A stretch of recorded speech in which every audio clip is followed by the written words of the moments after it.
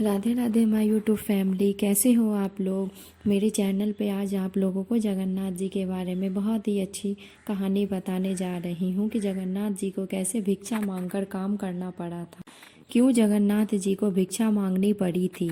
पौराणिक कथा के अनुसार एक बार देवी माँ लक्ष्मी अपने भक्त को श्रेया चांडाल के घर उसे आशीर्वाद देने के लिए गई हुई थी और वहाँ से निकलते ही उन्होंने जगन्नाथ जी और बलराम जी को देख लिया। और बलराम जी को यह बात बिल्कुल पसंद नहीं आई कि लक्ष्मी देवी एक चांडाल के घर में जाकर आई है। इसीलिए उन्होंने आदेश दिया कि वो लक्ष्मी देवी को श्री मंदिर से बाहर निकाल दे। अब भगवान जगन्नाथ जी फंस गए। बड़े भाई की आज्ञा मानना जरूरी था, इसीलिए उन्होंने लक्ष्मी देवी का क्रोध मोल लिया और आखिर लक्ष्मी देवी अपने सारे ऐश्वर्य और सेवकों के साथ मंदिर छोड़कर चली गई। अब अगले दिन सुबह सुबह बलराम जी प्रातःकालीन भोग की प्रतीक्षा कर रहे थे, लेकिन कोई भोग लेकर नहीं आया क्योंकि माँ लक्ष्मी उस मंदिर में थी ही नहीं, तो भोग लगता कैसे। उन्होंने जगन्नाथ जी से पूछा, क्या बात है, आज भोग लाने में इतना विलंब क्यों हो रहा है।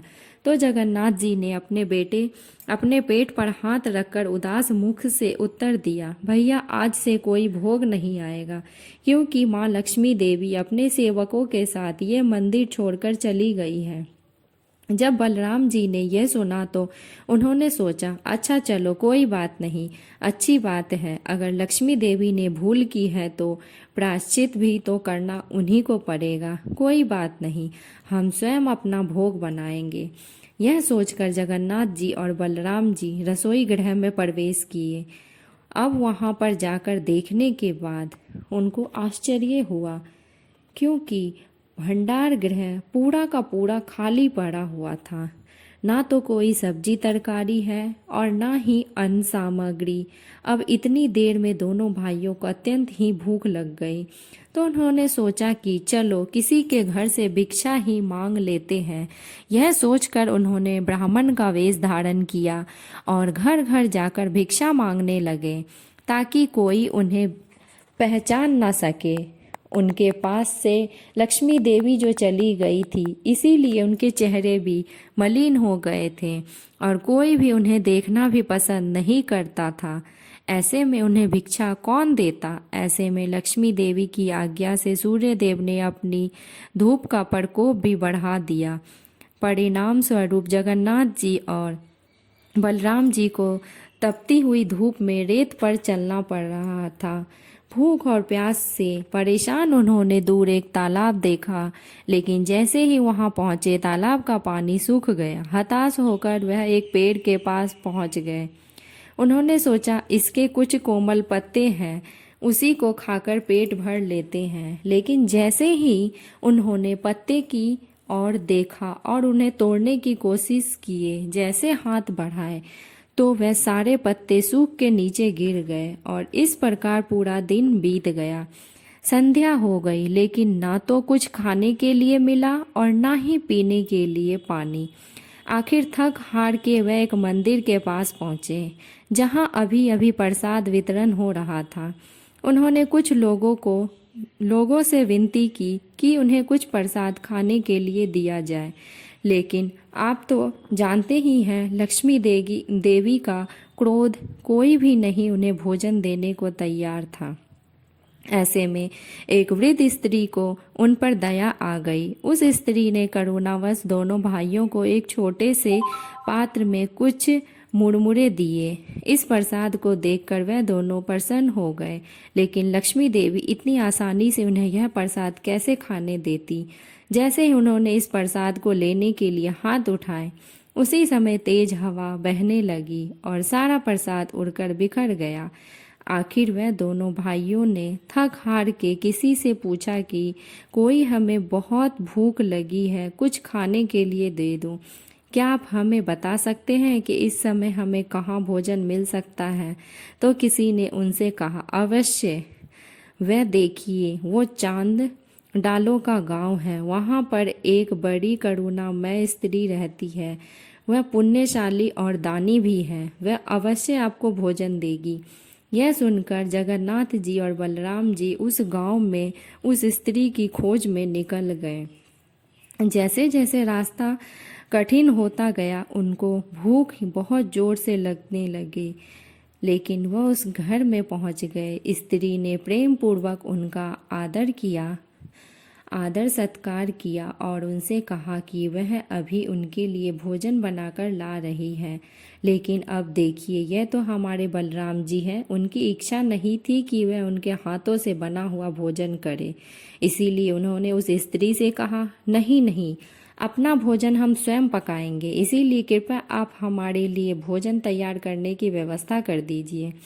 स्त्री ने कहा, ठीक है, जैसी आपकी इच्छा हो। यह कहकर उसने घर में एक स्थान पर नया चूल्हा बना दिया, स्वच्छ और नए बर्तन रख दिए और बलराम जी की इच्छा अनुसार सारी व्यवस्था कर दी। अब बलराम जी ने जगन्नाथ जी से कहा कि तुम भोजन बनाओ, मैं स्नान करके आता हूँ।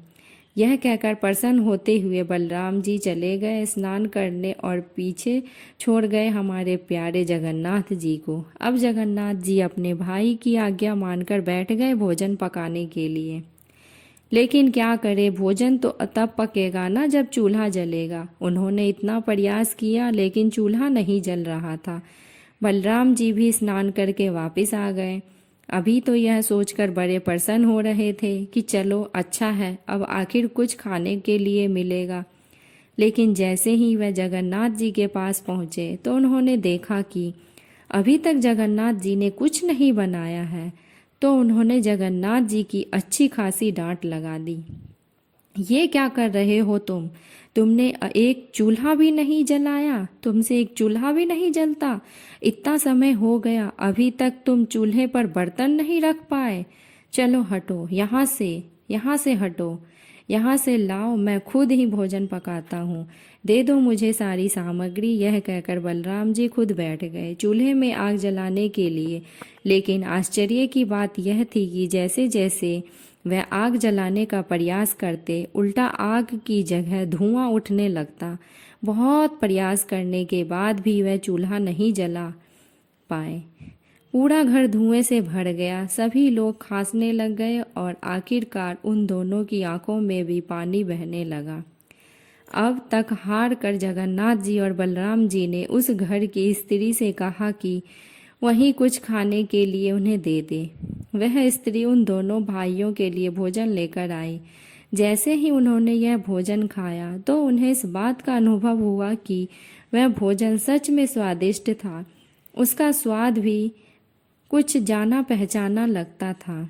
यह भोजन बिल्कुल वैसा था जैसा लक्ष्मी जी उनके लिए बनाती थी और भोजन के अंत में उन्हें एक विशेष मिष्ठान परोसा गया। जब उसे जगन्नाथ जी और बलराम जी ने खाया तो उन्हें अत्यंत आश्चर्य हुआ, क्योंकि यह वही विशेष मिष्ठान था जो लक्ष्मी देवी स्वयं उनके लिए प्रतिदिन बनाती थी और इसके विषय में और किसी को जानकारी नहीं थी। तो स्त्री ने यह मिठाई कैसे बना दी थी? उनके लिए यह देखकर दोनों भाइयों को विश्वास हो गया कि हो ना हो, इस घर में लक्ष्मी देवी अवश्य रहती है और यह भोजन भी उन्हीं के द्वारा बनाया गया है। अन्यथा इस घर की स्त्री को कैसे पता चलता कि भोजन के बाद जगन्नाथ जी और बलराम जी एक विशेष मिष्ठान लेते हैं। तो बस अब उन दोनों भाइयों को अपनी भूल का एहसास हुआ और खास करके बलराम जी को। अब वह ठहरे बड़े भाई तो इसीलिए लक्ष्मी देवी से सीधे तो बात नहीं कर सकते थे। इसीलिए उन्होंने जगन्नाथ जी से कहा कि वह लक्ष्मी देवी के पास जाकर उनसे क्षमा मांगे और उनका हाथ पकड़कर उन्हें मंदिर में लेकर आए। उन्होंने जगन्नाथ जी के द्वारा लक्ष्मी देवी को यह भी संदेश भिजवाया कि आज के बाद लक्ष्मी देवी की जहाँ इच्छा हो वहाँ वह जा सकती है। उन्हें कभी भी अपने भक्तों से मिलने के लिए रोका नहीं जाएगा। अपने बड़े भाई की आज्ञा पाकर हमारे प्यारे जगन्नाथ जी आ गए अपनी रूठी हुई पत्नी लक्ष्मी देवी को मनाने के लिए। उनके इस प्रकार मनाने पर लक्ष्मी देवी संतुष्ट हो गई और वापस श्री मंदिर में जाने के लिए तैयार हो गई। लक्ष्मी देवी ने जगन्नाथ जी को वचन दिया कि जगन्नाथ जी के महाप्रसाद के लिए कभी भी कोई ऊंच नीच का भेदभाव नहीं किया जाएगा। चाहे वो ब्राह्मण हो या चांडाल, दोनों को एक समान रूप से जगन्नाथ प्रसाद दिया जाएगा और वह दोनों एक ही थाली में भोजन कर सकते हैं। बोलिए प्रभु श्री जगन्नाथ भगवान की जय, श्री बलराम भगवान की जय। दोस्तों, वर्षा कृष्णा की दीवानी के चैनल पे ये कहानी आप लोगों को कैसी लगी प्लीज़ कमेंट करके बताइए, लाइक कीजिए, चैनल पे नए हैं तो चैनल को सब्सक्राइब कीजिए। राधे राधे।